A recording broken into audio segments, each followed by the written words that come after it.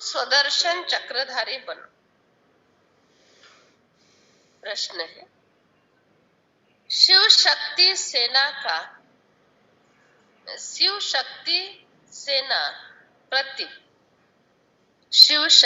सेना प्रति बाबा का डायरेक्शन कौन सा है?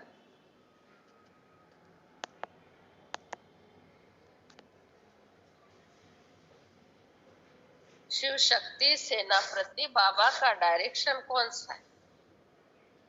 बताओ कौन सा डायरेक्शन है? शिलामत।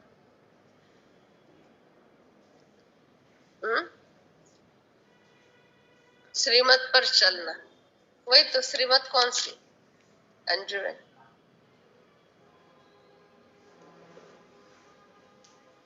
Follow father.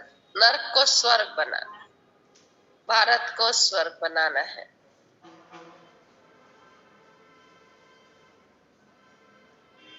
अच्छा, ऑनलाइन पर सुनने वाले हर्षदा बहन बताना कि कौन सा डायरेक्शन है। हर्षदा बहन लोखंडे।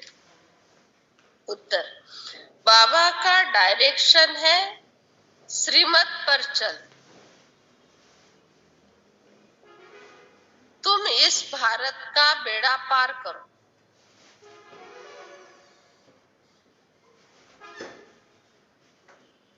सर्वधर्मान्य परित्यज्य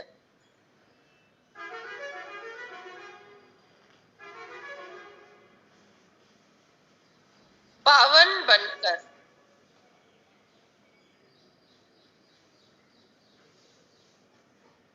औरों को भी पावन बनाओ।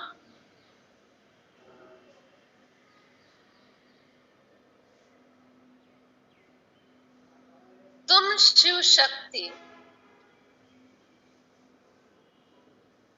पांडव सेना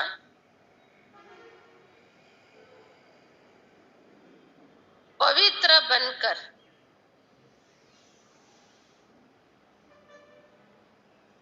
अपने तन मन धन से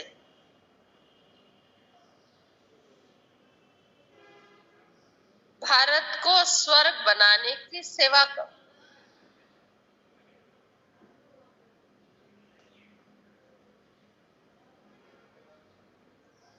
तुम श्रीमत पर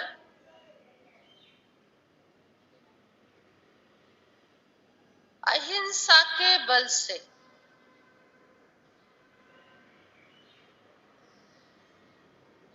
भारत के सच्ची सेवा करो। श्रीमत पर अहिंसा के बल से भारत की सच्ची सेवा करो। गीत है ओम नमः शिवाय। ओम शांति।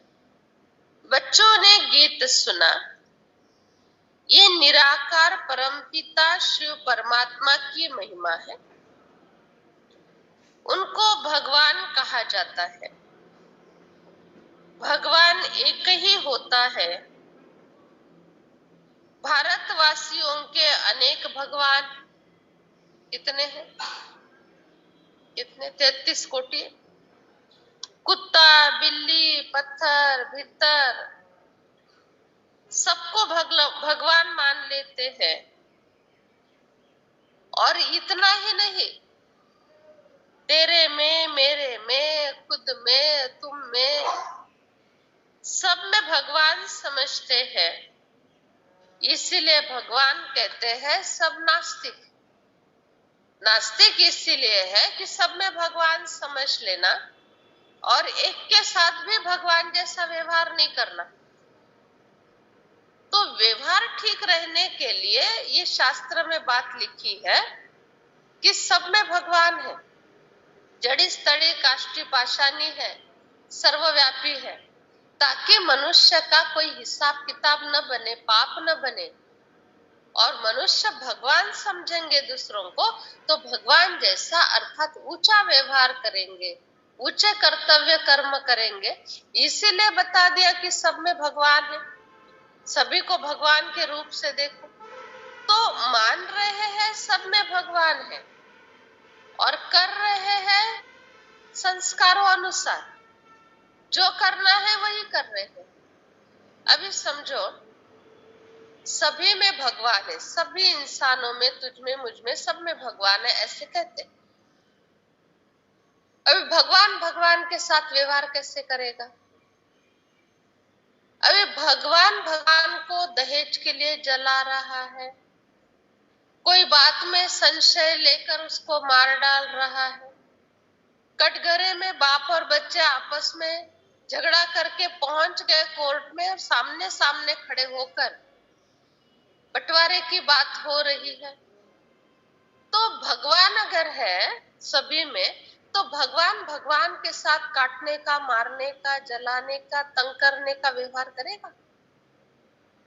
तो इंसान व्यवहार तो अति कनिष्ठ कर रहा है और समझ रहा है सब में भगवान है। इसी का नाम कलयुग है। कलयुग इसी को ही कहा जाता है। बाबा कहते हैं परम पिता परमात्मा की महिमा बहुत है, पतित सृष्टि को पावन करते हैं, अर्थात कौड़ी जैसे भारत को हीरे जैसा सिरताज बनाते। 5000 वर्ष पहले की बात है, भारत सिरताज था, ये कौन समझाते हैं? परम पिता परमात्मा शिव, जिनको ज्ञान का सागर कहा जाता है। महिमा रचयिता बाबा की है, परमात्मा रचयिता है, बाकी सब उनकी रचना है। रचयिता को रचना से बहुत प्यार होता है। रचयिता रचना के प्रति सब कुछ करने के लिए तैयार होता है। तो रचयिता ने हमको सृष्टि पर भेजा, रचयिता ने रचना रची, लेकिन केवल रचना रचकर छोड़ नहीं दिया, जाओ तुम अपने बल पर सब करो। रचना रचने के पहले घर बना के दिया, बच्चों को नीचे भेजने के पहले घर बना के दिया। वो कौन सा घर? 5 तत्व का घर बनाया। अग्नि, वायु, आकाश, पृथ्वी, जल, ये सारी व्यवस्था जीने के लिए जो चाहिए, ऑक्सीजन की व्यवस्था, जल की व्यवस्था, सूर्य प्रकाश की व्यवस्था, ये सारी व्यवस्थाएं पहले बना के दी। उसके बाद इंसान को भेजा और पहले उसका शरीर निर्माण हुआ। शरीर निर्माण होने के बाद आत्मा ऊपर से आई। तो रचयिता का रचना से प्यार होने के कारण सारी सुविधाएं दे देते, लेकिन समझाना भी पड़ता है कि देखो तुम्हारा ये जीवन है, सारी व्यवस्था तुम्हारे प्रति है, लेकिन तुमको कर्म अच्छे करने पड़ेंगे, क्योंकि एक सिद्धांत मैंने बना दिया, जो करेगा वो पाएगा। क्यों ऐसा? क्योंकि मैं हमेशा तुम्हारे साथ नहीं रहूंगा। मैं तुमको एक बार लायक बनाकर सब कुछ देकर चला जाऊंगा। ये ड्रामा की ऐसी नूंद है और ऐसा ही सीन होगा। बाकी तुमको आपस में सब भाई बहनों को मिलजुल कर रहना होगा। तुम आत्माओं को एक दूसरे के साथ प्यार से, बड़े आदर सम्मान से रहना होगा और आपस में हिसाब किताब भी बन जाएगा, आपस में कर्जा भी, लेन देन की बात हो जाएगी। तो इसीलिए मैं जिंदगी भर के लिए नहीं, पूरे कल्प के लिए एक समझाने दे दूंगा। जैसी करनी वैसी भरनी, जो करेगा सो पाएगा, तेरा किया आगे आ जाएगा। आगे आएगा का 2 अर्थ है। एक अर्थ है कि भविष्य में मिलेगा और दूसरा अर्थ है जब वो सामने आएगा तुम्हारे कर्म का फल, तो तुमको रियलाइज होगा ये मेरे कौन से कर्म का फल हो सकता है। ये 2 अर्थ है। इतनी बात भगवान ने समझा दी और चले गए। मैं तुम्हारे साथ हमेशा इस सृष्टि पर, भूतल पर नहीं रह सकता हूं, इसीलिए पूरे कल्प भर के लिए समझाने दे देना मेरा कर्तव्य है। बाकी तुम अपने मर्जी से फिर जैसा करना है वैसे करो, ये भी मुझे छोड़ देना, ये भी मेरा कर्तव्य है। तो बाबा कहते हैं विजय, तुम ऐसा अपना जीवन जियो जो रचयिता को पसंद आए।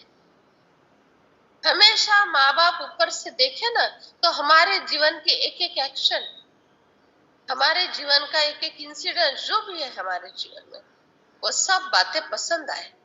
वाह बच्चे वाह, कितना अच्छा पाठ बजा रहे हो, मैंने तुमको पार्ट बजाने के लिए भेजा, एक्टिंग रोज सिखाता हूँ, लेकिन तुम भी माहिर हो, तुम भी बहुत अच्छा अभिनय कर रहे हो, तो उसको कहा जाएगा अच्छा एक्टर, सुपरस्टार।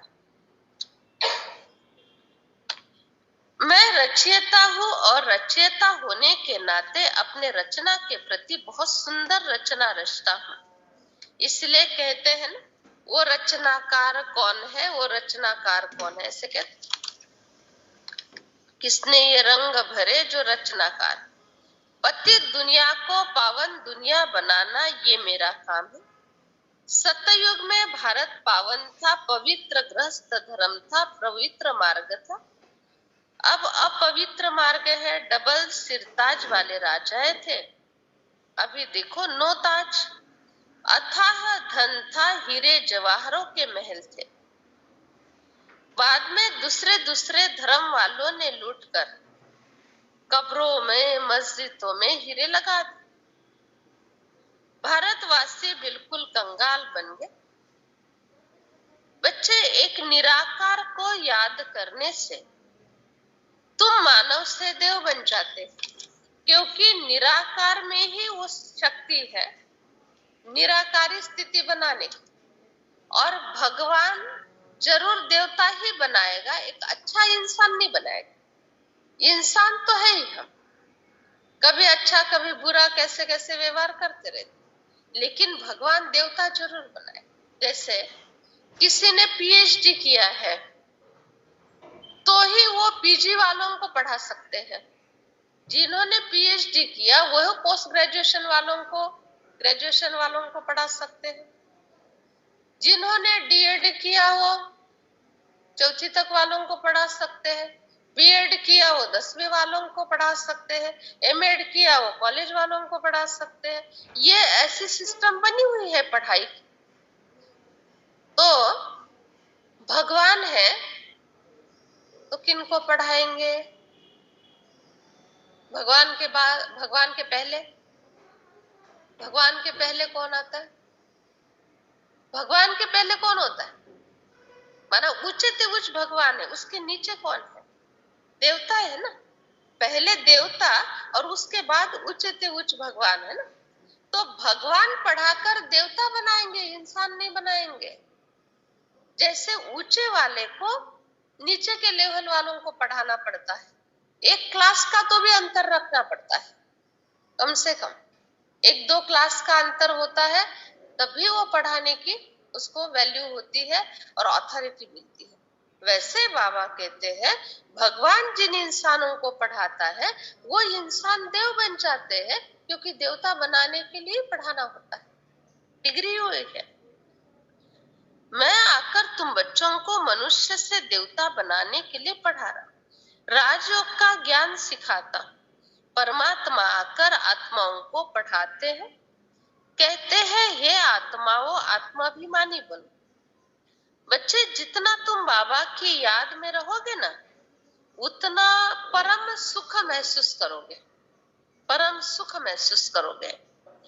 परमात्मा परमात्मा अभिमानी है ऐसा कहना तो रॉन्ग है, बाकी आत्मा आत्मा अभिमानी है ये कहना सही, क्योंकि परमात्मा को अभिमानी ये शब्द का अनुभव ही नहीं, ना देह अभिमान है ना परमात्मा अभिमानी बनने की आवश्यकता है। ये बातें तो इंसानों के लिए लागू होती है।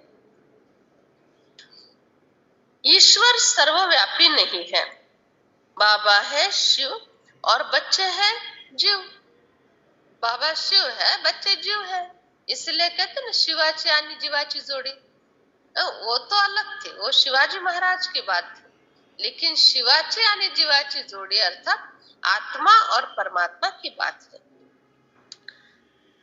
तुम बच्चे जानते हो श्री श्री 108 जगत गुरु पतित पावन एक निराकार परमात्मा को कहते हैं। वो जगत गुरु कहलाए जाते हैं, श्री श्री 108 जगत गुरु। मैं हूं सतगुरु। जगत गुरु कोई बन सकता है क्या?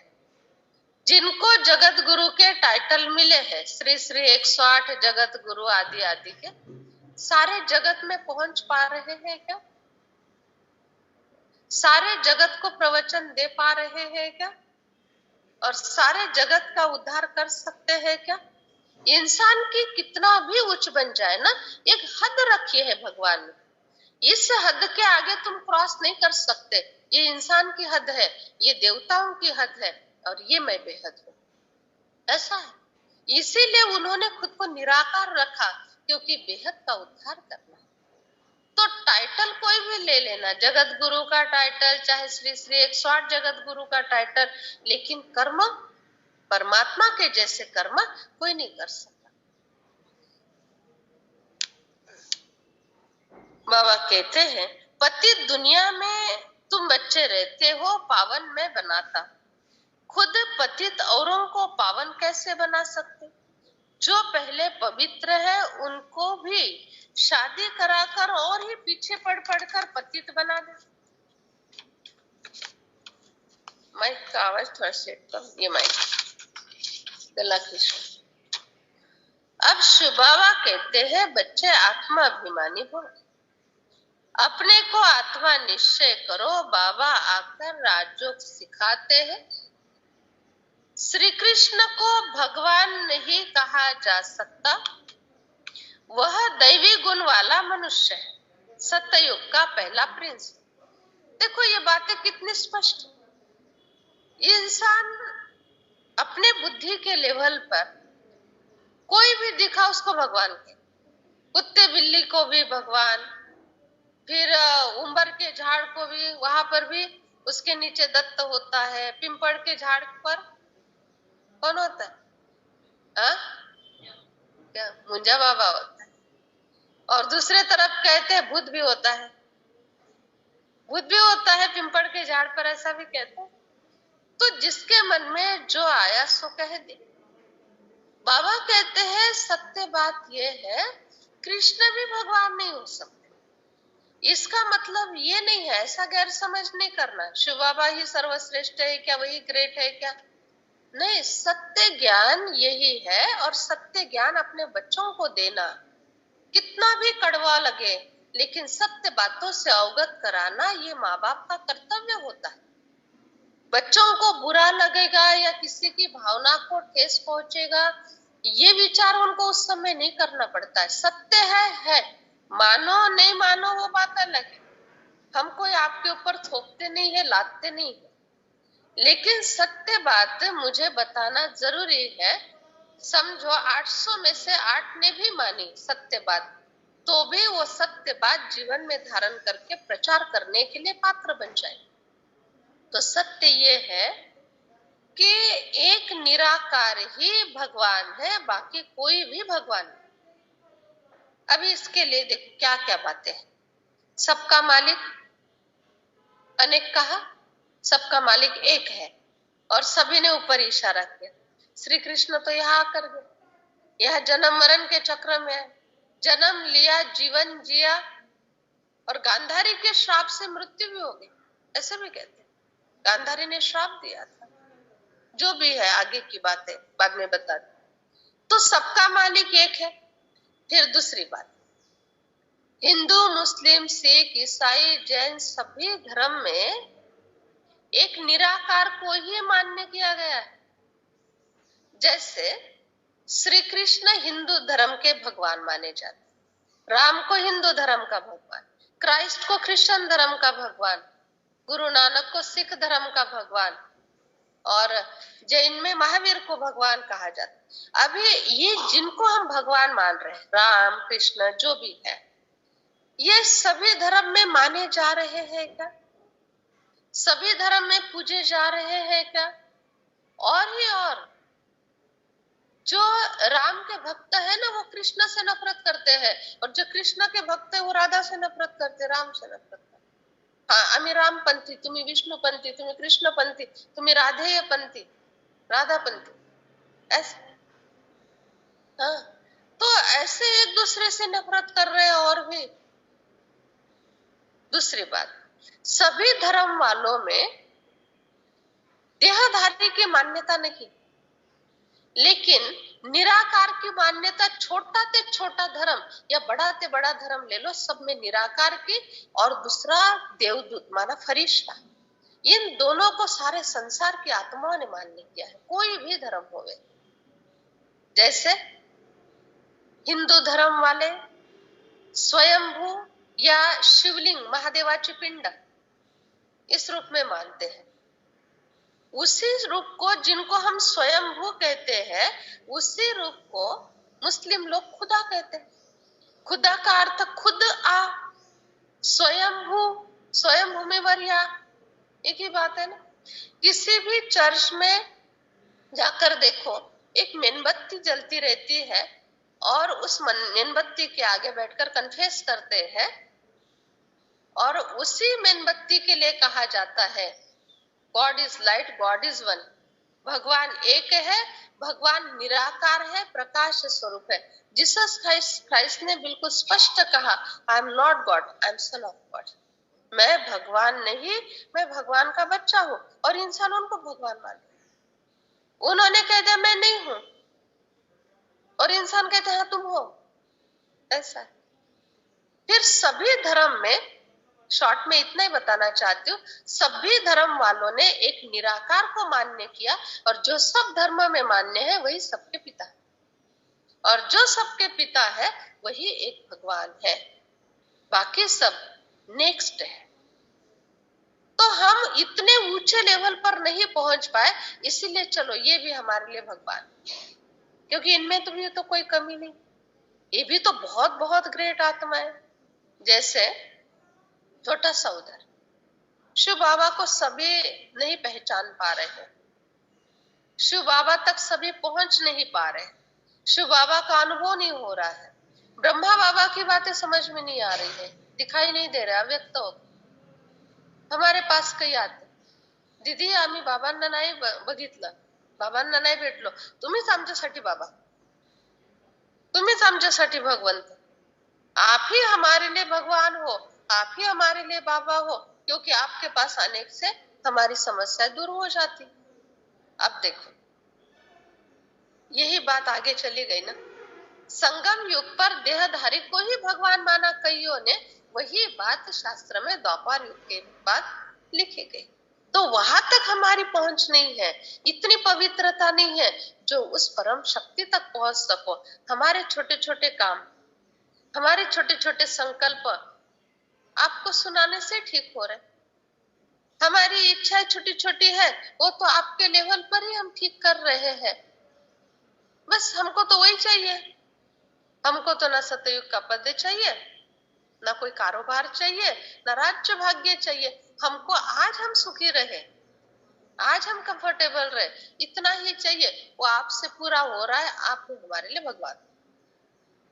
बस ये सब बातें संगम के आगे द्वापर युग में चली, और आज भगवान ने मुरली में बिल्कुल स्पष्ट कह दिया, एक निराकार के सिवाय कोई भगवान नहीं, सब ग्रेट आत्माएं हैं, सब देवात्माएं हैं, 33 कोटि महान ते महान है, पुण्य आत्माएं हैं, परंतु परमात्माएं नहीं। परमात्मा एक, देवात्माएं 33 कोटि। स्पष्ट हुआ फर्क सभी को? पर उस दिन भी बताया ना, भगवान अर्थात भूमि, गगन और वायु नीर, इसका जो कर्ज नहीं लेता है, इसके आधार से जो नहीं जीता, वो भगवान। और देवता अर्थात जिनमें दिव्यता है, वो देवता। और पुराणों में तो एक बात बिल्कुल स्पष्ट लिखी है, देवताओं के पुण्य कर्म का क्षय हो जाता है, तभी देवताएं वाम मार्ग में चली जाती है। और इसका यादगार जगन्नाथपुरी में जगन्नाथ के मंदिर में रखा है। पहले देवता कैसे थे, और फिर पुण्य कर्म क्षय होने के बाद वही देवता मानव कैसे बने, इसका यादगार जगन्नाथपुरी में है। इतना स्पष्ट है सब कुछ, फिर भी इंसान स्वीकार नहीं करता।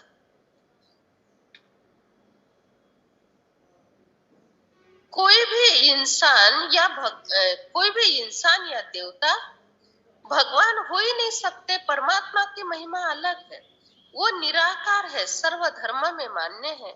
श्री कृष्ण भी भगवान नहीं है, उनको नेक्स्ट टू गॉड कहा जाता है। लॉर्ड कृष्णा, गॉड शिवा, दोनों में अंतर है। वो फर्स्ट है और ये नेक्स्ट है। 19-20 का फर्क है, क्योंकि जन्म मरण के चक्र में आते हैं और वो छूटे। तुम आत्माओं को सुखी बनना है तो श्रीमत पर चलो। श्रेष्ठ ते श्रेष्ठ मत एक निराकार की है। भगवान नाम रूप से न्यारे हैं, ये भी कहते हैं, और दूसरी तरफ कहते तेरे में, मेरे में, सब में है, सर्वव्यापी। इसको कहा जाता है अति अति धर्मग्लानि। तुम बच्चों को बिल्कुल स्पष्ट करके बताना है, धारणा करके, अनुभव करके बताना है, भगवान सबके अंदर नहीं है। तो कहते हैं मरने के समय भगवान को याद करो। तो सारी जिंदगी जिसने जिस कारोबार, व्यवहार, कर्तव्य में जीवन बिताया, उसको अंत में वो संस्कार पक्का हो जाता है, और वो संस्कार काम करता है, तभी बुद्धि काम नहीं करती। बुद्धि का काम तो पहले होता है, अंतिम समय तो जिंदगी भर किया हुआ संस्कार ही काम करेगा। बुद्धि में तो बात ही नहीं रहती है ना काम करने की। बुद्धि एकदम सुन्न हो जाती है, मन सुन्न हो जाता है। बुद्धि का उपयोग जब करना होता है तभी करना होता है, और वो जब शरीर में शक्ति है, संकल्पों में कोई दृढ़ता है, तभी बुद्धि का यूज है। बाद में बुद्धि नहीं चलती है। तो कोई कितना भी सिरहाने के पास गीता रख देवे, ये सिरहाने के पास बैठा रहे, तो जो पेशेंट सोया पड़ा है ना, उसको दवाई का, ड्रग्स का इतना नशा है, नींद आ रही है, सुन्न अवस्था हो गई, मन बुद्धि काम नहीं कर रही है, और उनके सिरहाने के पास बैठकर हम गीता पढ़े या ग्रंथ पढ़े, उनको कोई लाभ नहीं होना है। हाँ, वातावरण बन जाएगा, वातावरण बन जाएगा, लेकिन आत्मा को खुद के लिए खुद ही कमाई करनी पड़ती। इसीलिए सभी को भगवान ने बुद्धि दी, खुद की कमाई करके आ जाना, क्योंकि तुम आपस में भाई भाई, भाई बहन हो, और मैं तुम्हारा पिता हूं, मैं सबके साथ न्याय करूंगा। तुम अपने रीति अच्छा करते चलो, बस तुमको किसी से कुछ लेना देना नहीं, तुमको लेना देना मेरे से। अच्छा करते चलो, मैं फल दे दूंगा। अभी मरने के समय कैसे भगवान याद आएगा? सारी जिंदगी याद नहीं किया। अच्छा बच्चे, तुम क्या करोगे मरने के समय? क्या करोगे? क्या करोगे? याद करेंगे? याद करेंगे नहीं बाबा को। बाबा रग रग में समाये हुए होंगे, बाबा के सिवाय और कुछ दिखेगा ही नहीं। आज ही नहीं दिखता है तो कल कैसे दिखेगा? आज इतनी शरीर में ताकत है, इतना कारोबार है, मन बुद्धि संस्कार आध्यात्मिक लेवल पर काम कर रहे हैं, तो भी आज बाबा के सिवाय ना कुछ सूझता ना कुछ दिखता। कर्तव्य मात्र निमित्त बनकर सब कर रहे हैं। साक्षी भी उतना तो सहयोगी भी उतना, साथी भी उतना ही बन रहे हैं, तो तुरंत साक्षी भी उतना ही बन रहे हैं। कितनी अच्छी अवस्था आज ही बना ली है। तो कल ये बातें याद नहीं आएगी। कल एक मेरा बाबा, दूसरा कुछ नहीं। बच्चे, तुम मेरी मत पर चलकर सुखी बन जाते हो। यादव मत, कौरव मत, पांडव मत है ना। पांडवों को मत मिलती है ईश्वर से। गाया जाता है विनाश काले विपरीत बुद्धि और विनाश काले प्रीत बुद्धि। जिनकी प्रीत बुद्धि उनका विजय हो गया, विपरीत बुद्धि वालों का पराजय हो गया। विपरीत बुद्धि कौरवों की थी, प्रीत बुद्धि पांडवों की होती है। ये पांडवों की प्रीत बुद्धि और पांडवों की विजय, ये असंभव को संभव करने के लिए शास्त्र बना हुआ। असंभव को संभव परमात्मा कैसे कर सकते हैं? और आपके पास कुछ नहीं, कुछ भी नहीं। पांडवों के पास धन नहीं था, 14 वर्ष युद्ध का अनुभव ढीला पड़ गया था, प्रैक्टिस नहीं की। 14 वर्ष शस्त्र छिपाकर रख दिए थे आपटे के झाड़ पर। 14 वर्ष तक कोई जनसंपर्क नहीं, 14 वर्ष तक श्री कृष्ण के साथ कोई कांटेक्ट नहीं, और धन नहीं, राज्य नहीं, सत्ता नहीं, संपर्क नहीं, युद्ध नहीं, प्रैक्टिस ने कुछ भी नहीं होने के बावजूद भी विजयी हो गए औक्षणी सेना के विरुद्ध में खड़े रहकर, और बड़े बड़े महारथी धुरंधर के विरुद्ध में खड़े रहकर, षड्यंत्र रचने वाले थे चाहे चक्रव्यूह रचने वाले थे, सबके विरुद्ध में खड़े रहकर भी जीत हो गई, कुछ भी न होने के बावजूद भी। लेकिन एक शक्ति थी, और वो शक्ति में सर्व सत्ताएं आ गई थी, धन, संपत्ति, राज्य, कारोबार, युद्ध, प्रैक्टिस, सब कुछ उस शक्ति में आ गया था। वो थी श्री कृष्ण की शक्ति। कुछ न होने के बावजूद भी विजय मैं बना ही दूंगा, ये गारंटी थी। अर्जुन को बोला नहीं था, अंदर संकल्प था, और क्या नहीं किया, सब कुछ किया श्री कृष्ण, मार्गदर्शन किया, शस्त्र हाथ में न उठाते हुए भी सारा युद्ध जीत लिया। तो ये बात होती है, बाबा कहते बच्चे तुम साधारण और गरीब आत्माओं के लिए बात लागू हो जाती। तन ठीक नहीं, मन भगवान में कहाँ तक लगता है वो तो उनको ही पता। धन नहीं है, बुद्धि इतनी बातों को नहीं समझ पा रही है, लेकिन सच्चाई बहुत है, सच्चाई बहुत है, पवित्रता है, और भगवान के साथ प्राण देने जितना प्यार है, ये प्यार और भाव और भावना, एक बात अगर है ना, हमारे पास दूसरा कुछ नहीं है, राज्य मिल जाएगा। प्यार, भाव और भावना नहीं है, सब कुछ होते हुए भी कुछ नहीं मिलता, क्योंकि स्थूल आंखों से स्थूल चीजें देखने वाला इंसान होता है, और सूक्ष्म भाव को समझने वाला भगवान होता है। भगवान और इंसान में ये अंतर। तुम जानते हो ये झूठ खंड है, देवता राज्य करते थे, सारे विश्व का मालिक थे, जो अभी नहीं है। अब तुम फिर से विश्व का मालिक बन रहे हो। सत्ययुग में ऑलमाइटी अथॉरिटी का राज्य था, अभी नहीं है। बाबा कहते फिर से स्थापना करना, बाकी सब धर्म खलास हो जाएंगे। पतित पावन परमात्मा को याद करो, अपने को आत्मा समझो। पापात्मा पुण्य आत्मा कहते हैं ना, पाप शरीर पुण्य शरीर कहते हैं क्या? नहीं, शरीर को एक ही नाम दिया जाता है, मुर्दा। चाहे वो राजा का होवे चाहे भिखारी का, फिर भी क्या कहेंगे? मुर्दा। लेकिन आत्मा के लिए, आत्मा के लिए पुण्य आत्मा, पापात्मा, धर्मात्मा, महात्मा, दानी आत्मा, सहयोगी आत्मा, आत्मा के सारे नाम है। शरीर का नाम तो शरीर ही है, और चला जाने के बाद मुर्दा है। आत्मा चली गई, उसके बाद मुर्दा है, जला ही दिया जाएगा। सभी आत्माओं का गायन पूजन नहीं होगा, महात्मा धर्मात्मा का, पुण्य आत्मा देवात्माओं का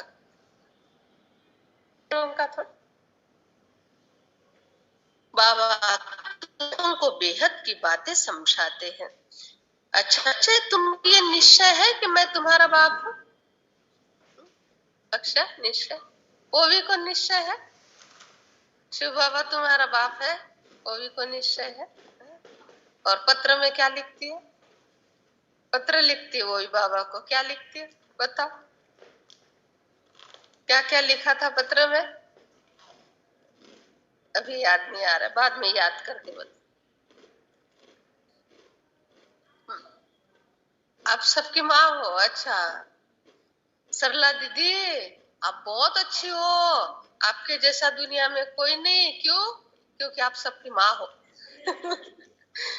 सारे पत्र इंग्लिश में लिखे और दादी के पास दे दिए, ये दीदी को दे देना मेरे सारे पत्र।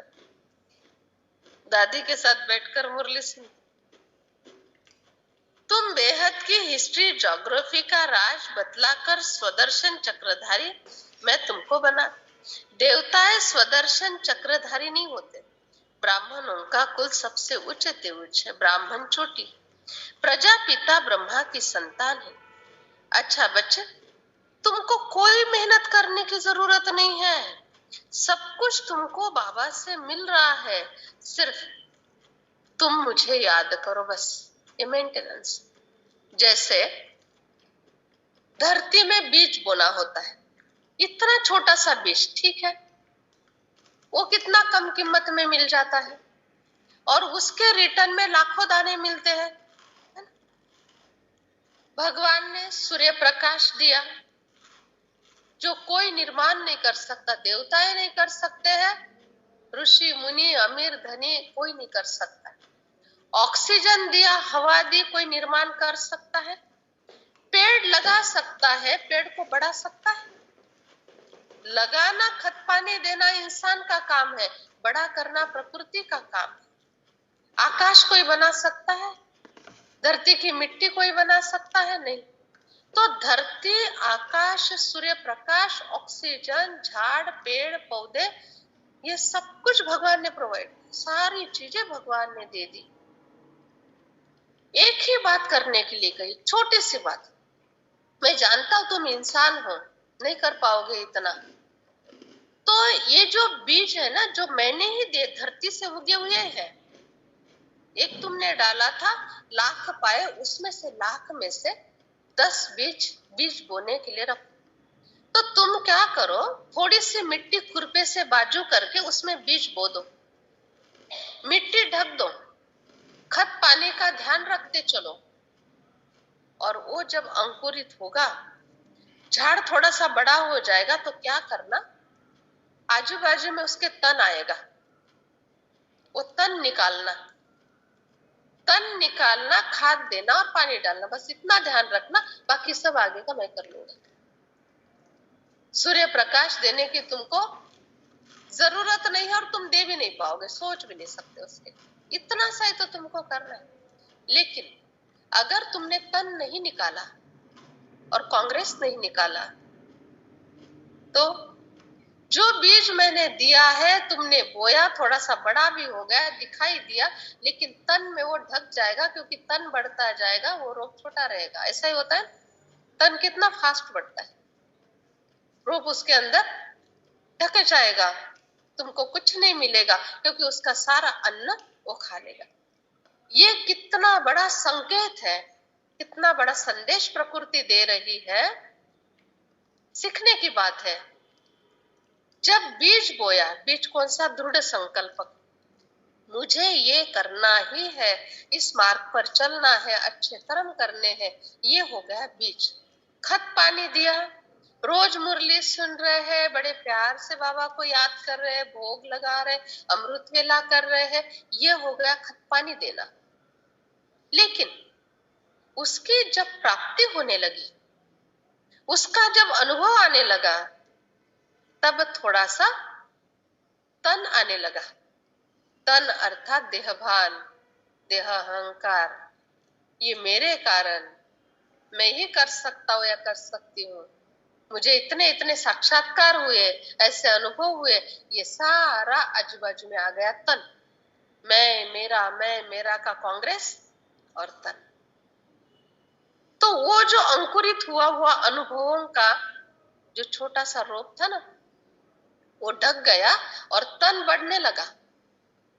रोज का मैं और मेरा, मैं और मेरा, ये तन बढ़ते बढ़ते वो रोप खत्म हो जाता है, कुछ नहीं मिलता। इसीलिए टाइम होते हुए ही उसके आजू बाजू का घास निकाल दो, तन निकाल दो, कांग्रेस निकाल दो, रोप अच्छा बढ़ेगा, उसके ऊपर रोज सूर्य की किरणें आएगी, खत पानी अच्छा मिलेगा और फलीभूत हो जाएगा और प्राप्ति ही प्राप्ति होगी। बस इतना सा ही तुमको करना है, बाकी कुछ नहीं। तो क्या करना, देह और देह के संबंधियों को भूलना, अर्थात तन और तन भान निकाल देना। कांग्रेस निकालना अर्थात सत्ता, मैं बड़ी, मेरे अथॉरिटी, मैं कमा के लाता हूं, मैं घर चलाता हूं, मेरा ही तो ये गाड़ी बंगला सब कुछ मेरा है, ये है कांग्रेस, सत्ता। तो ये सत्ता का भान छोड़ो, देह का भान छोड़ो, देहधारियों की याद भूलो, इतना ही मेंटेनेंस है। उसके बाद उदो उदो, उसके बाद धन्य धन्य जीवन बन जाएगा, कुछ नहीं। इतना ही तो भगवान कहते हैं, और इतना भी नहीं कर पाते हैं तो छोटे रह जाएंगे, तन बढ़ता जाए। भगवान को दिखाई देगा तन, बाकी उसके अंदर का छोटा सा वो जो झाड़ है वो नहीं दिखाई देगा, तो फल कैसे आएगा? और प्रकृति को तो बता दिया मेरा बच्चा सिर्फ तुमको एक ही दे सकता है, उसके अंदर कलयुग के अंत में ना इतनी कैपेसिटी होगी, ज्यादा अपेक्षा नहीं रखना उससे, एक दाना ही तुमको देगा। लेकिन कोई बात नहीं, तुम माँ हो, धरती माँ हो, तुम उसको हजारों लाखों दाने वापस दे देना, क्योंकि ये इंसान कलयुग के अंत में इतना कमजोर हो गया होगा। तो प्रकृति हमको आज कितना सुख देती, जाओ थोड़ा प्रकृति के सानिध्य में, पता चलेगा कितना सुख देते। सवेरे सवेरे उठकर निकलो बाहर, देखो प्रकृति का कैसा सुख होता है। हाँ वही ना, वही सब कुछ आ गया ना फिर।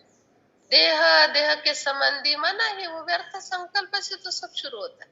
संकल्प ही तो बीज है ना, कांग्रेस का तन का जो भी है वो बीज संकल्प ही। उसके बाद कर्म। बच्चे तुमको कुछ नहीं करना है, सिर्फ थोड़ा सा ध्यान रखो मुझे याद करने का। सर्व अर्थात सारे सृष्टि पर दया करने वाला एक परमात्मा है, नॉलेजफुल है, ब्लिसफुल है। ब्लिस नॉलेज सब कुछ तुमको अभी मिल रही है। मुझे याद करो सर्वधर्मान्य परित्यज्य। ऐसे नहीं पतित पावनी गंगा है, पतित पावनी निराकार परमात्मा ज्ञान गंगा है, निराकार परमात्मा और ज्ञान गंगा है। बच्चे तुम तन मन धन इस सेवा में लगा रहे हो। अहो सौभाग्य तुम बच्चों का, जिनका तन मन धन भारत की स्थापना के मददगार में लगता है, मददगार के कार्य में लगता है। एक तरफ नॉन वायलेंस, दूसरे तरफ वायलेंस, माना हिंसक और अहिंसक। अच्छा बच्चे तुम क्या कर रहे हो, क्या कर रहे हो? तो कहते बाबा सेवा कर रहे हैं। बाबा कहते सेवा के साथ साथ साधना भी करना, क्योंकि साधना के बगैर सेवा होती है ना तो उसको काम कहा जाएगा, और साधना और सेवा है तो अपने आप सेवा भाव जागृत हो जाता है। तुम पढ़ते हो, इसमें अंधश्रद्धा की कोई बात नहीं है। तुम शिव के मंदिर में जाते हो, परंतु जानते थोड़ी है कि शिव परमात्मा स्वर्ग का रचयिता है। अच्छा बच्चे तुम मेरे पास क्यों आए हो, क्यों आए हो तुम मेरे पास? चित्रा बहन क्यों आए? वर्षा लेने के लिए। वो भी तुम क्यों आए हो बाबा के पास? बाबा के पास क्यों आए, किस लिए आए? नहीं पता? अच्छा लगता है इसलिए आए। अच्छा कल अच्छा नहीं लगेगा तो नहीं आएगी, है ना? कल अच्छा किसको बता दूंगी? शिव बाबा को बता दूंगी, मेरे साथ सब अच्छा होने वाला है।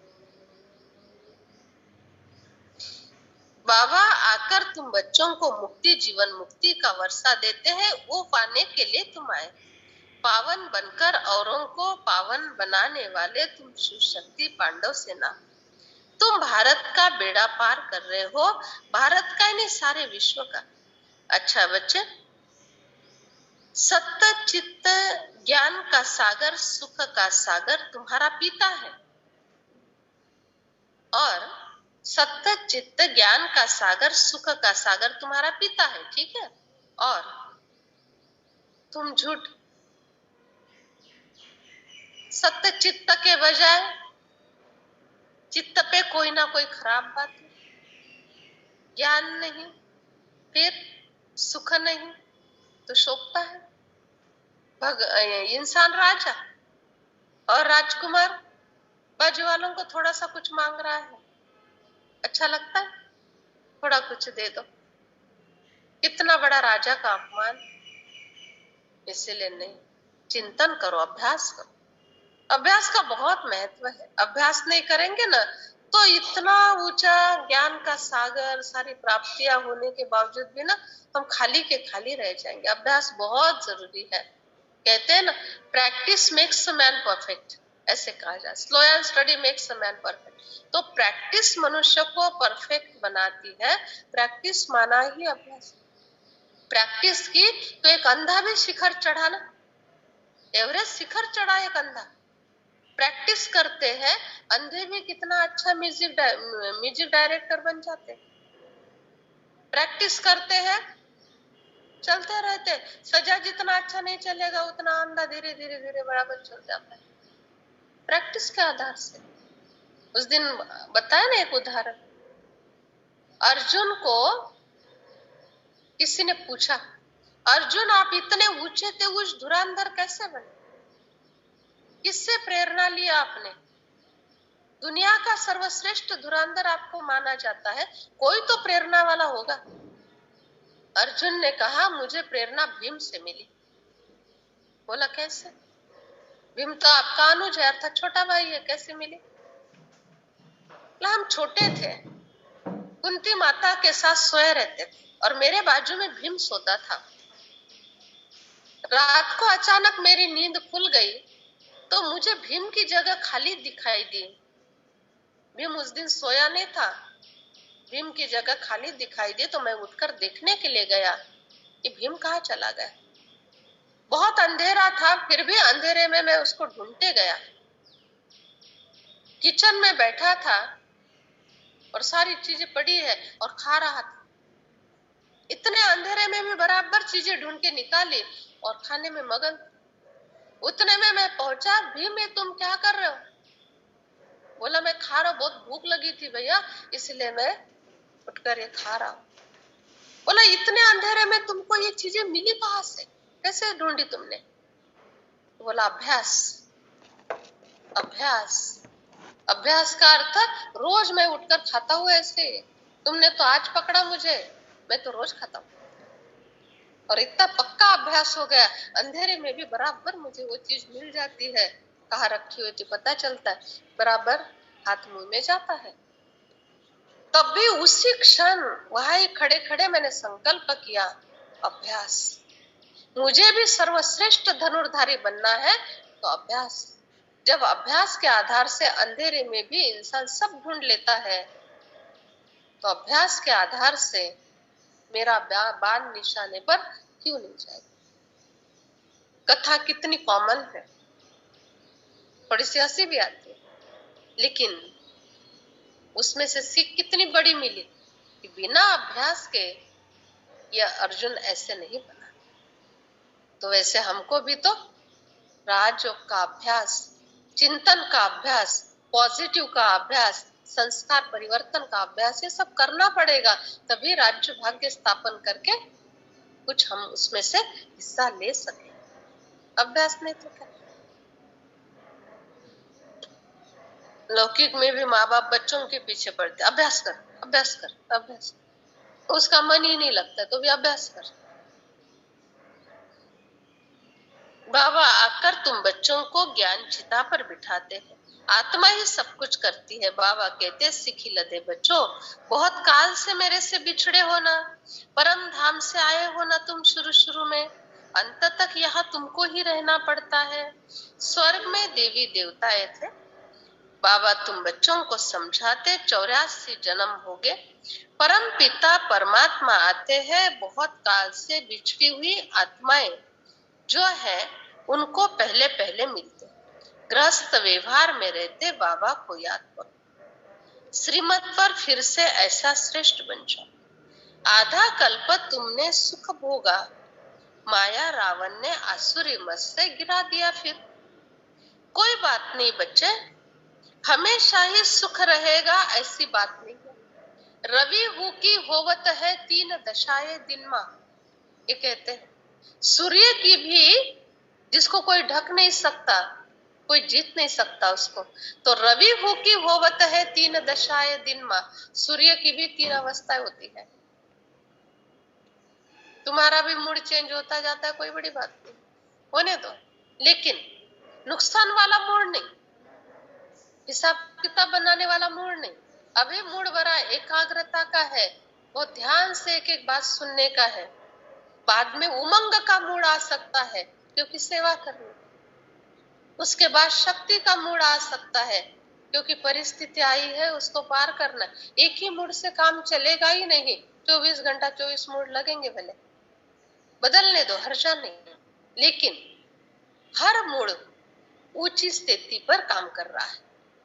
एकाग्रता ऊंची स्थिति पर, शक्ति ऊंची स्थिति पर, नम्रता ऊंची स्थिति पर, सॉरी बोलना महसूस करना भी ऊंची स्थिति पर, रियलाइज करना भी ऊंची स्थिति पर। ये सब बातें पुरुषार्थ में काउंट की जाती है। सारी बातें तत्व प्रधान पुरुषार्थी के बस की बातें हैं, ये उनके अभ्यास के ही विषय है। हर चीज ऊंचे लेवल पर कर। लौकिक दुनिया में भी अभी देखो, बाबा के घर में बाबा के जो समर्पित बच्चे हैं ना, समर्पित या गृहस्थ वाले, जैसे शिवानी बहन, फिर सूरज भाई, रूपेश भाई, उषा दीदी आदि आदि, ये जो एकदम फेमस हुए हुए बहुत अच्छा ज्ञान सुनाने वाले बाबा के बच्चे हैं ना, दादिया, तो दादियों के समय तो पढ़ाई की बात नहीं थी, लेकिन शिवानी बहन आदि, स्वामी भाई, ये ज्यादातर बाबा के बच्चे ना गोल्ड मेडलिस्ट है,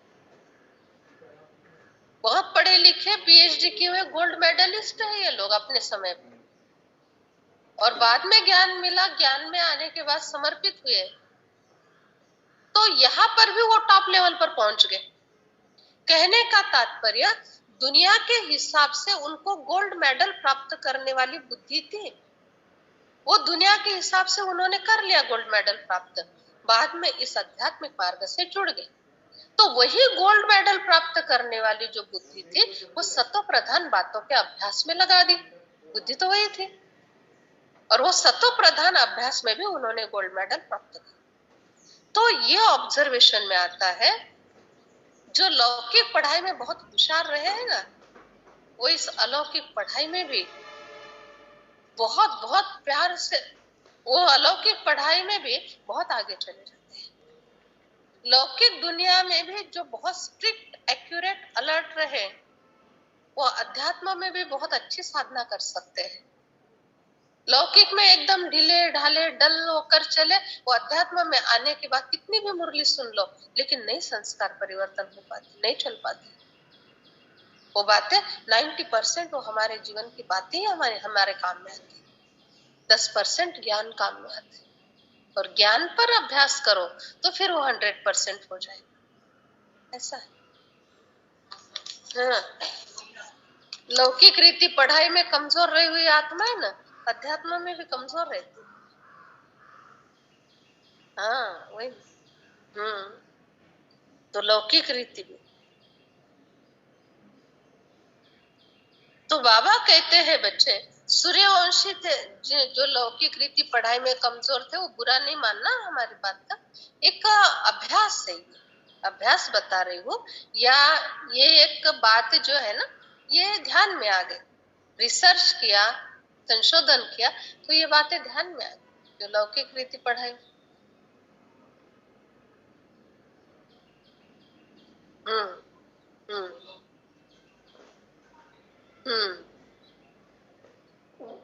वो नॉलेज, क्योंकि वो धार्मिक में आगे चले जाते, उनका एक लिमिटेड शास्त्र होता है, उतना ही पढ़ना है, जैसे जैसे कुरान पढ़ना है बस उसका ही अभ्यास करना है, उस पर सुना देना है, गीता पढ़नी है उसमें ही प्रवीण बन जाना, उस पर सुना देना। ब्रह्मा कुमारी इसका ऐसे, ब्रह्मा कुमारी इसका आज सब प्रकार के कोर्सेज ब्रह्मा कुमारी के लिए, self management course, stress management, personality development, memory development, सब प्रकार के दुनियावी कोर्स भी ब्रह्मा कुमारी कर रही है। सर्व प्रकार की प्रदर्शनियां, व्यसन मुक्त जीवन जीने के लिए बातें, बाल संस्कार शिविर, अनाथ आश्रम, वृद्ध आश्रम वालों की सेवाएं, वेश्याओं की सेवाएं, उनको भी उस धंधे से छुड़ाकर ज्ञान देकर उनका जीवन अच्छा बना देना, स्नेहालय खोलने की सेवाएं, नगर में जो स्नेहालय है वो अपने बीके भाई है, सिंगी भाई है ना, उन्होंने खोला हुआ है, उन्होंने अभी सोलापुर में उनके मित्र के द्वारा खुलवा के लिए, ये सर्व फील्ड की सेवाएं ब्रह्मा कुमारीज कर रही है, A to Z फील्ड।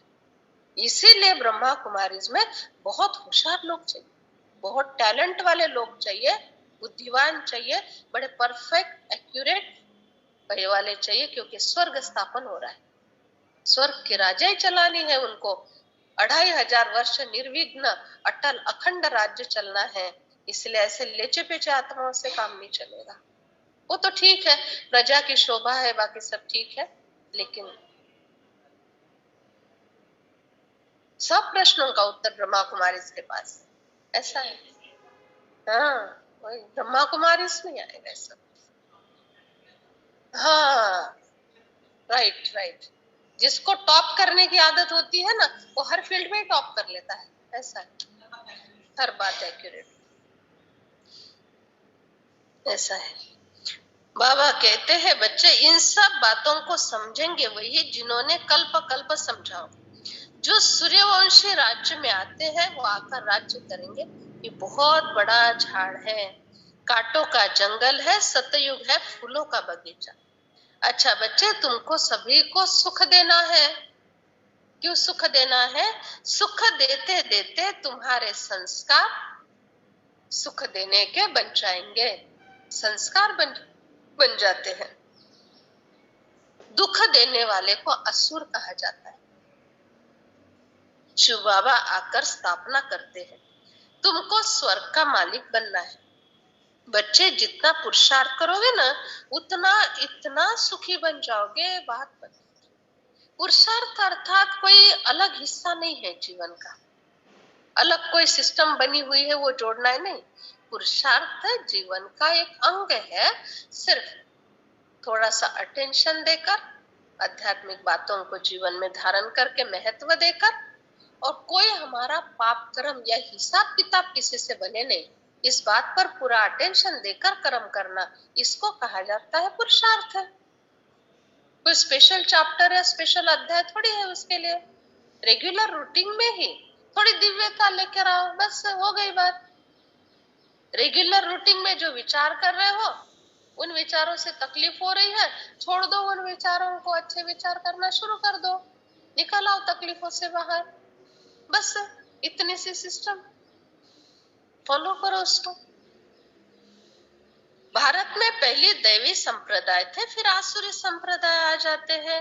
अब तुम बच्चे जानते हो हम ईश्वरीय संप्रदाय में पहुंचे हैं। इस चक्र को अच्छी तरह से समझना है। अच्छा बच्चे, मेरी बातें सुनते सुनते तुम शुरूढ़ और दिव्य बुद्धिवान बन जाते हो। शुरूढ़ और दिव्य बुद्धिवान मेरी बातें सुनते सुनते बन जाते। बाबा की बातों को सुनने के लिए, समझने के लिए भाव और भावना चाहिए। यहाँ पर आने के बाद भले लौकिक दुनिया में टॉप नहीं किया या पढ़ाई बिल्कुल नहीं की, लेकिन भाव और भावना की पढ़ाई यहाँ कर ली ना, वो भी गोल्ड मेडल प्राप्त कर लेगा। यहाँ पर वो भी टॉप कर लेगा, लेकिन वो भी नहीं और पढ़ाई भी नहीं, सेवा भाव भी नहीं, सेवा भी नहीं। तो बाबा कहते दोनों प्रकार मेरे पास है। राजा बनने वाला देखना है तो यह ही देखो, और दूसरा प्रकार देखना है तो भी यह ही देखो। अच्छा, आज मुरली बहुत छोटी है, 3.5 पेज की। मीठे मीठे सिखिलधे बच्चों प्रति माता पिता बाप दादा का याद प्यार और गुड मॉर्निंग। वंदे मातरम। सभी माताओं को बाबा ने वंदना की, भाइयों को भी ना, भाई भी कौन? मातरम है। रूहानी बाबा की रूहानी बच्चों को नमस्ते। रूहानी बच्चों बाप दादा को याद प्यार गुड मॉर्निंग नमस्ते बहुत बहुत। पहली पॉइंट, सबको सुख दे दैवी संप्रदाय का बनना है। सबको सुख दे दैवी संप्रदाय का बनना है।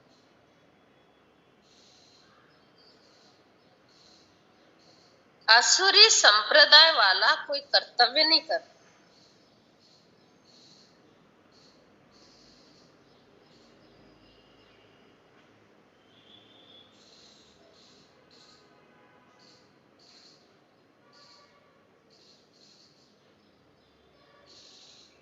शिवालय की स्थापना में मददगार बनना है। शिवालय की स्थापना में मददगार बनना। दूसरी पॉइंट है आत्माभिमानी होकर रहना।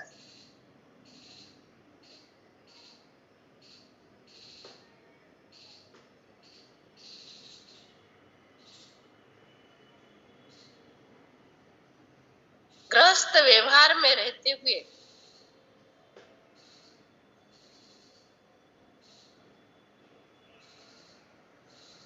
एक बाबा को याद करना है।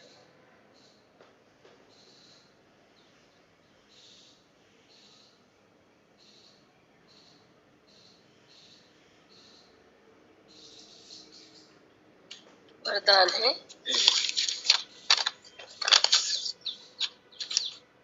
अटेंशन और अभ्यास। देखो पॉइंट वही आई, अभ्यास। अटेंशन और अभ्यास के निजी संस्कार द्वारा, अटेंशन और अभ्यास के निजी संस्कार द्वारा स्व और सर्व की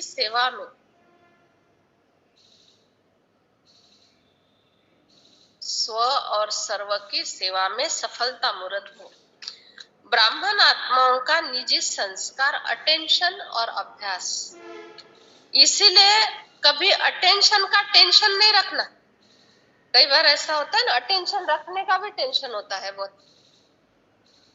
अटेंशन रखना है, बहुत अटेंशन रखना है टेंशन में, और कहते हैं टेंशन रखना है। कैसे निकल जाएगा तो टेंशन रहेगा ही। जब सदा स्व की सेवा और औरों की सेवा साथ साथ करो। जो स्व की सेवा छोड़कर दूसरों की सेवा में लगे रहते ना, उन्हें सफलता कभी नहीं मिल सकती। अब बताओ सूक्ष्म में कैसे स्व की सेवा और औरों की सेवा करेंगे?